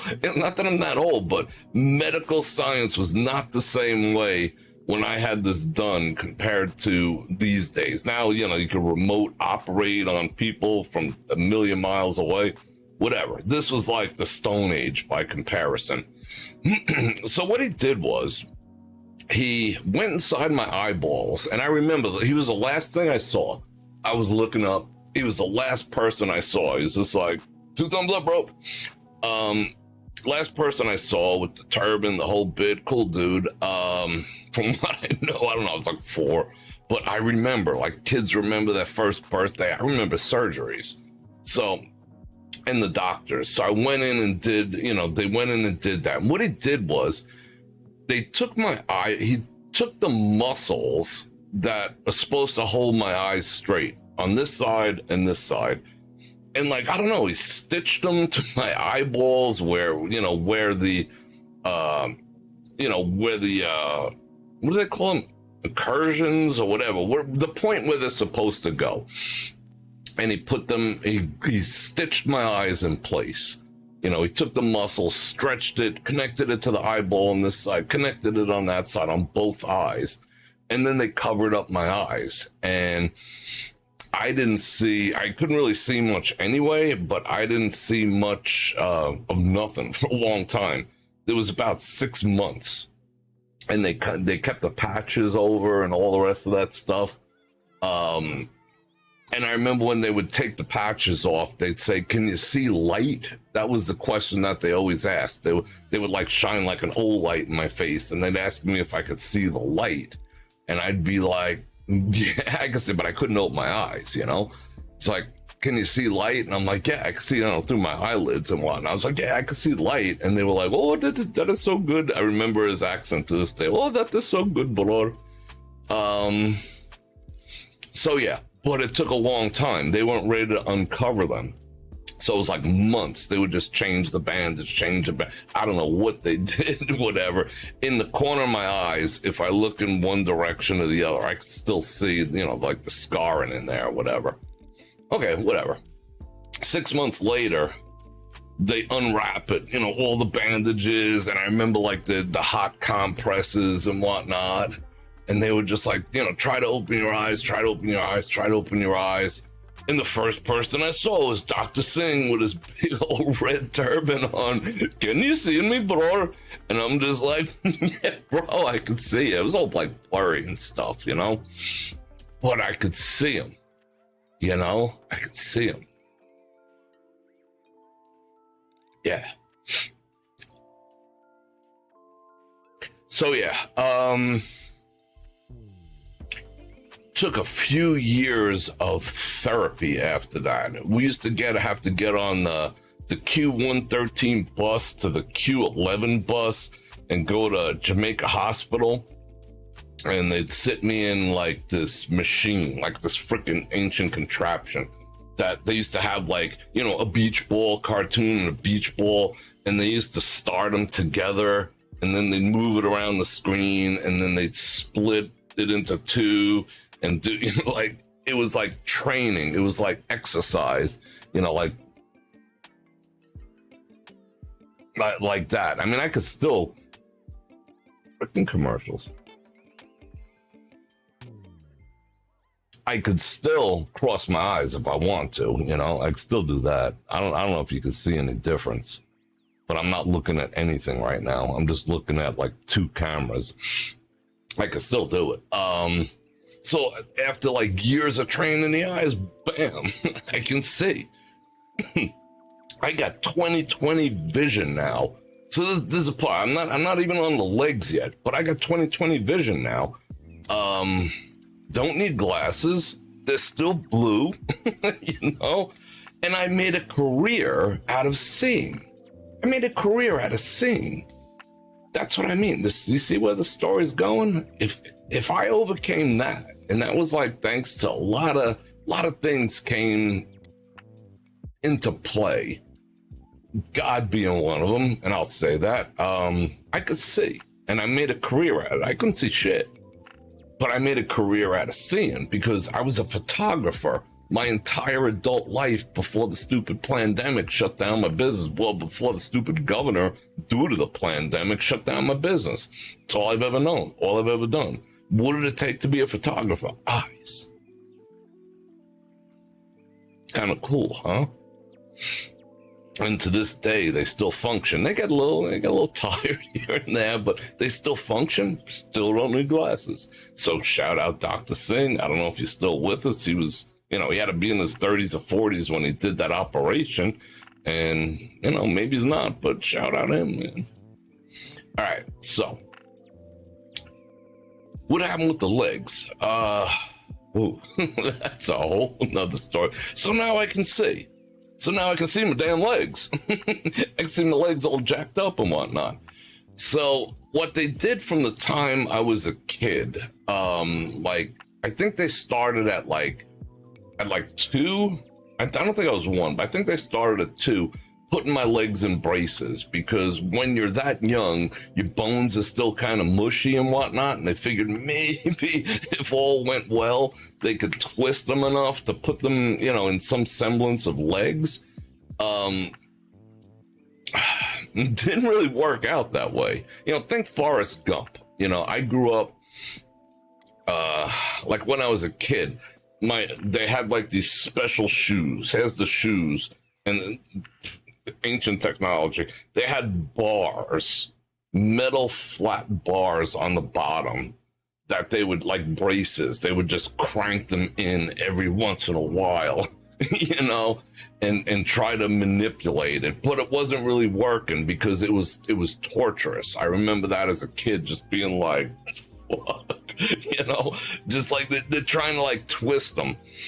It wasn't working, and it, besides being the thigh bones going in this direction, and then all the calf bones being splayed, and my feet being like that, there was just too much going on to brace. So they figured maybe they could get me to walk and whatnot, you know, if they at least twisted my feet back so I didn't walk like this. You know, they tried to twist them this way, but then what was happening, my legs were like, brah, you know, the legs were starting to like get all freaked out.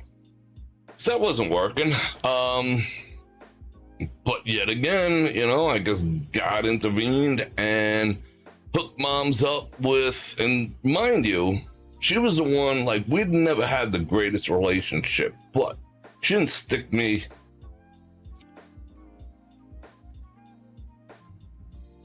in the institution.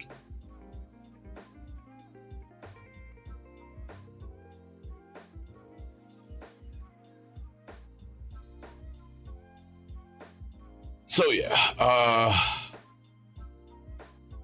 so what they decided to do was break my legs.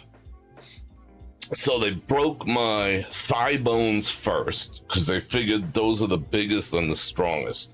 So they broke my thigh bones first in 2 places. Like they turned the thigh bone 1, they broke out a middle spot. So my thigh bone was 3 pieces.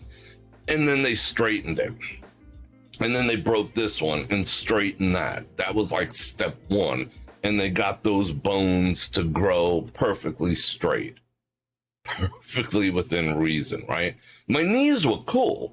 That was a miracle. My knees were cool the whole time. The knees functioned. They did that thing. The kneecap was in place. So I got lucky with that. So they broke my thighs in 2 places first, reset them the best they could straight. Dealt with that for a while. I think I waited, it was like another year before they proceeded. And the whole time they're still doing the torture rack thing, trying to twist everything, right? Like, just think Forrest Gump. Like in the beginning where he had all that stuff and whatever.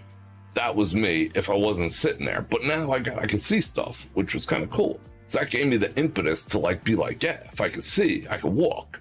If I see, I can walk. That was what my little baby brain was saying. If I could see, I can walk.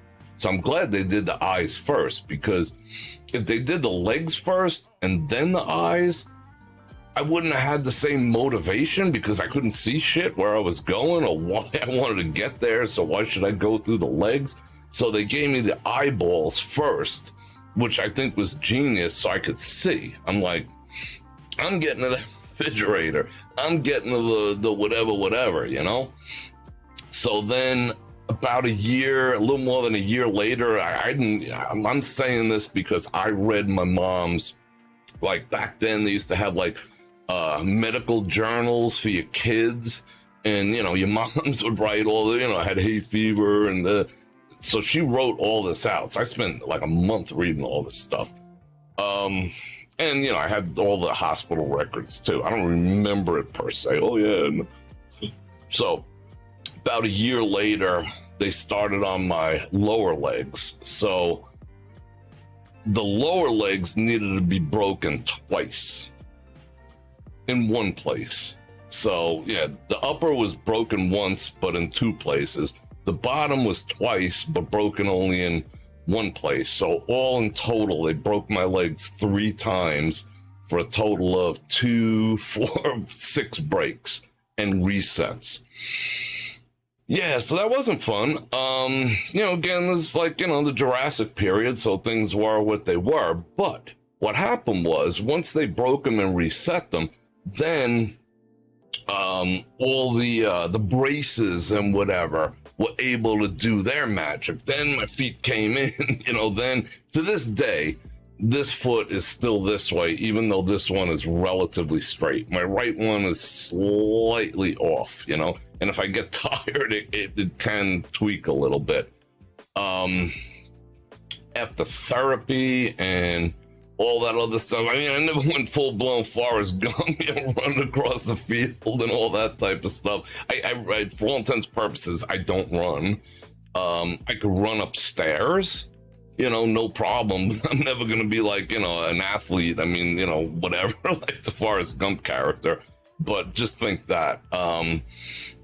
And I think it was finally, when all was said and done, I was about 10 years old by the time I was done with the braces and walking. So it took 6 years, 7 years of going through all that stuff, from like wheelchair and being carried around and sat down and things, and you know, having to be fed and not seeing shit to seeing shit, and you know, going through all those surgeries and whatnot. And those were rough, because those weren't like, Dr. Singh wasn't there. That was just being like, all right, you know, threw me in, you know, corner and start freaking chiseling away at me. You know, those are kind of like terrifying.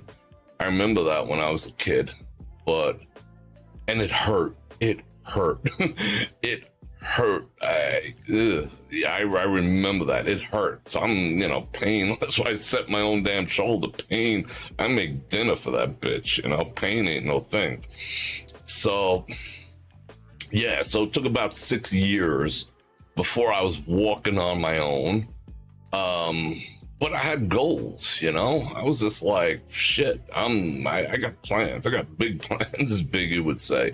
I got big plans. So, yeah, it wasn't long before I was sleigh riding with all the other kids and doing stuff, And the funny thing about that whole story, again, getting back to the motivation, was if I could do that, ain't much you can't do. Because yet again, what do I do now? I walk, and I walk, and I could walk to frickin' St. George tonight if I wanted to. If the weather was 60 degrees, and walk to California. I was born being told this frickin' kid ain't gonna be walking, so you might as well stick him in a frickin' hospital for the rest of his life, And now I walk. Not only that, when I was in my bodybuilding peak, I was leg squatting 1,200 pounds. 1,200 pounds for 3 reps and 1,000 pounds for 8 on a leg press sets. Like 4 or 5 sets at 1,000 pounds with these freaking legs that they had to break and twist and mangle and all the rest of that, And I've biked, I climbed mountains, I've done all sorts of stuff, with these, the ones that I was born with, and I'm thankful for that. So there's nothing that you guys can, there's nothing I can't overcome because I did it.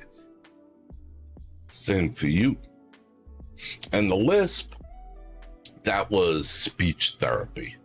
That was years and years and years of speech therapy. Like from 1st grade to 6th grade. I got out of one of my regular classes, so maybe I'm student something else. I don't know what class I got out of, probably history or whatever.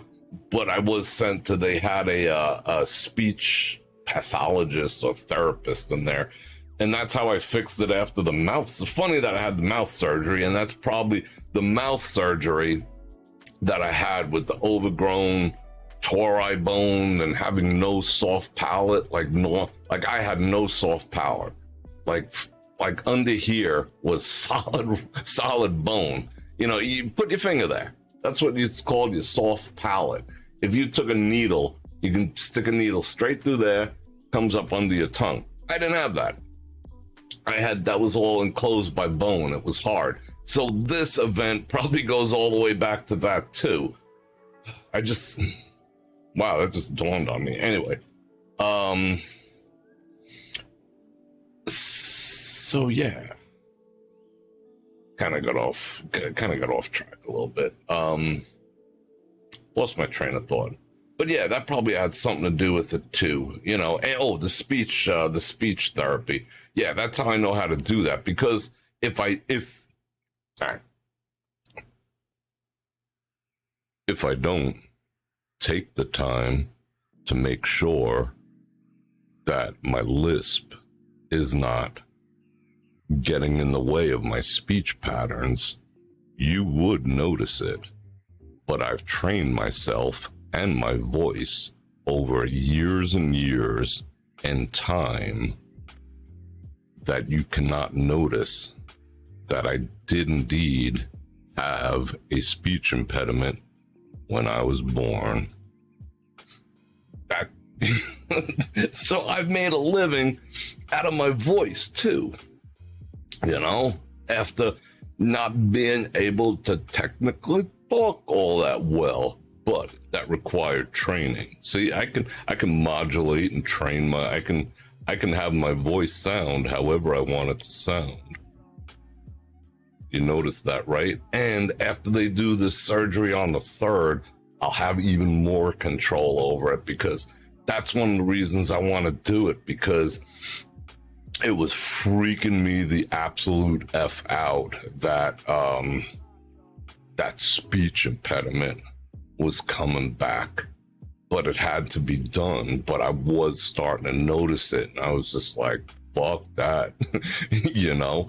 So yeah, and that's why I was able to, you heard me, you guys, well, some of you guys heard me after I got that surgery, and I was I was a train wreck. But how long did that take to fix? I mean, I was sounding halfway normal within a week because I was doing this.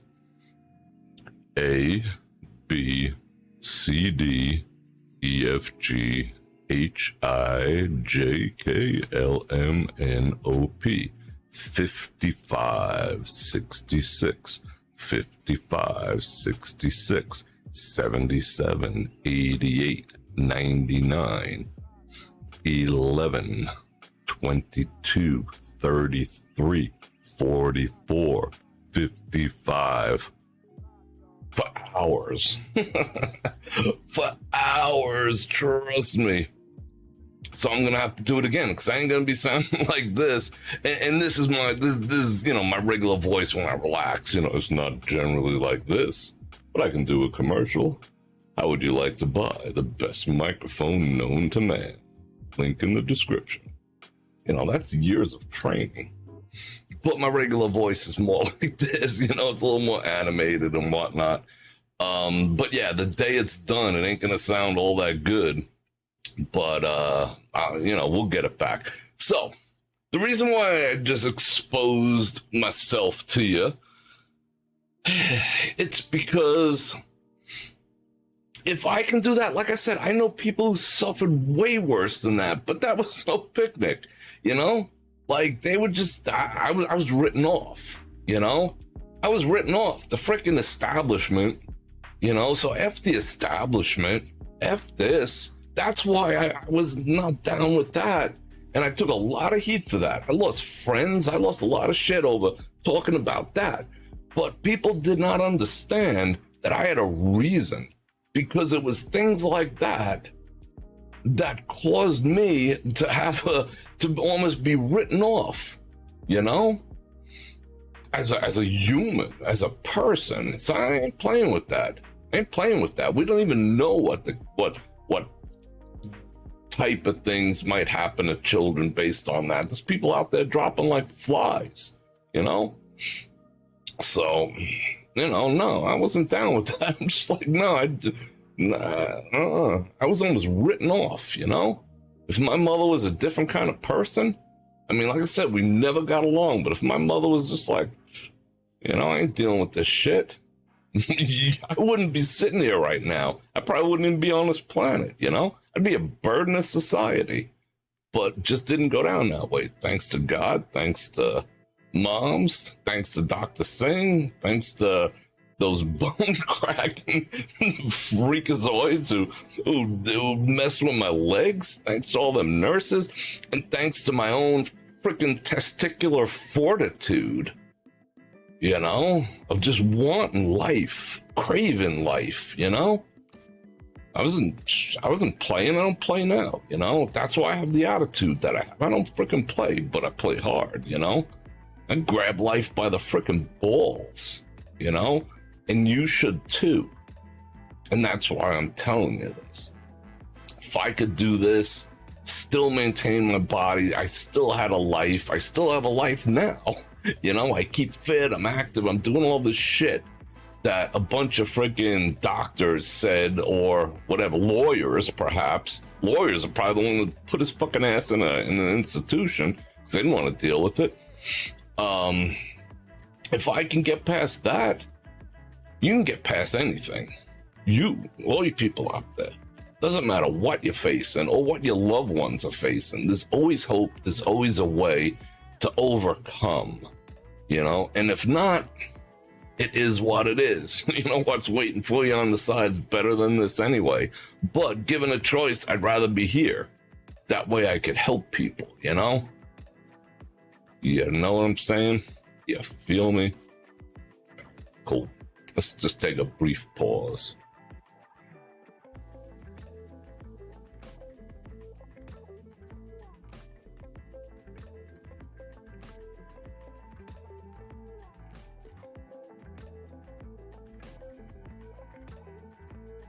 Jasper with the 20 banana runners. Thank you very much. I hope I didn't miss much. Alright. Is what it is. What's an epic fail? I'm gonna go back and read all these comments later, but like I said, the reason why I decided to do this was for inspiration. I don't want anybody's pity. I never needed anyone's pity. Maybe a little understanding here and there, because I do have some other things going on that we ain't talking about. Some 3 and 4 letter acronym shits, but if you haven't figured that out already, but nothing harmful, like I count stuff, things have to be diagonally correct and whatever, but that I could live with, but I just want to serve as an inspiration. And thank you, Jasper, for that 20 Bananagramas. I appreciate it. If I missed anyone else's, I do apologize. I haven't been looking.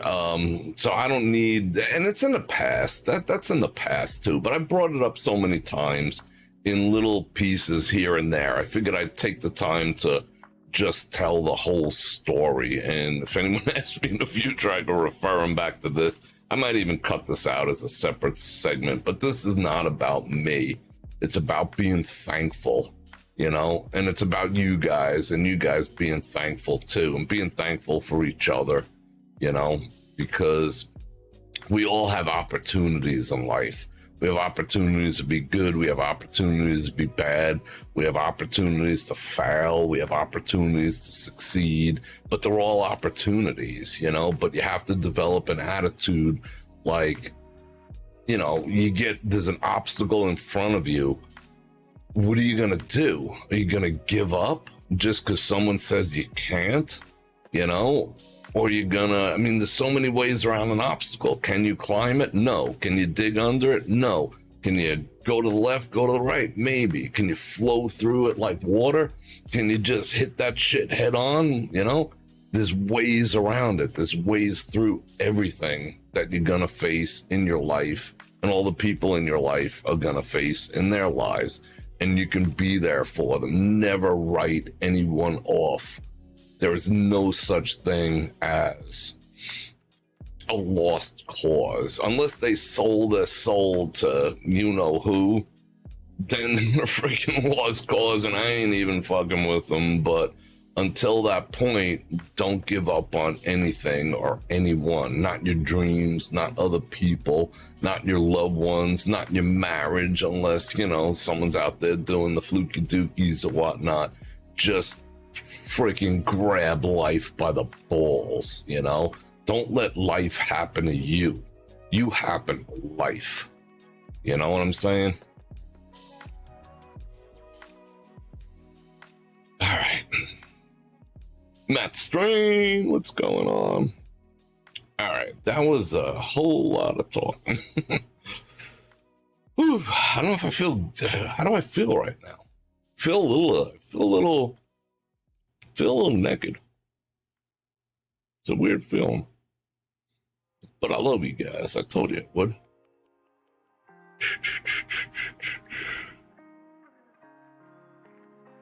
All right, so. What are we doing tomorrow?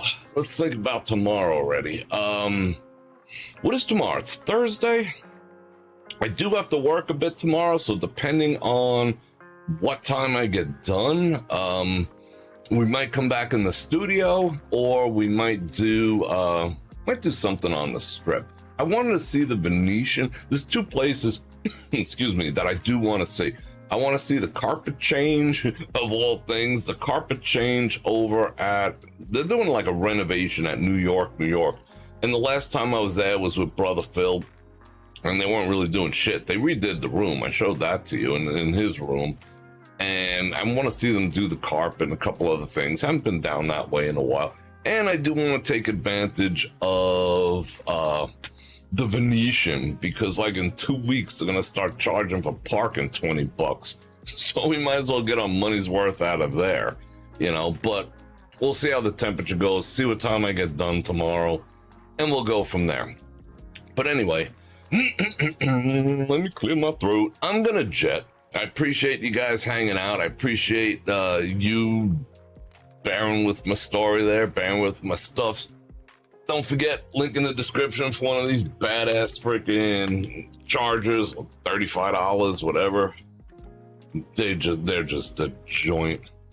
And I'm gonna show more people stuff that I've been getting from you fine folks. And if you do send me something, especially for my birthday, put a little note so I know who it's from, because I want to thank you. You know, I feel like bad. I have in my other room over there, I have like a box of stuff that's been coming in, and I have no idea who sent it. I mean, I am going to show it to you nonetheless, and you know, we'll just have to figure out who did it. You can only claim it once though. So did it? Who sent it? And you know, you guys just amaze me when you do stuff like that, and I love you guys. And that ain't no lie. So let me pull this. Let me get this out in front of me here, and we're all gonna start doing guests pretty soon. So that should be fun too. So I'm gonna invite you one last time to like, share, subscribe, and hit that bell button. See, I gotta be careful. I don't want to hit the camera. Hit that bell button to get notified when I do this again, which is at least 5 times a week. I appreciate you coming and visiting me in the studio. We'll be on the strip. We'll be in the studio. We'll be all over town. And I love you guys. So don't forget, links in the description, all the stuff. Don't forget to grab life by the frickin' balls. You happen to life. Don't let life happen to you. You feel me? And I love you guys. And on that note, Bror Fredrik out. Check the mic and make sure it sound right, boys.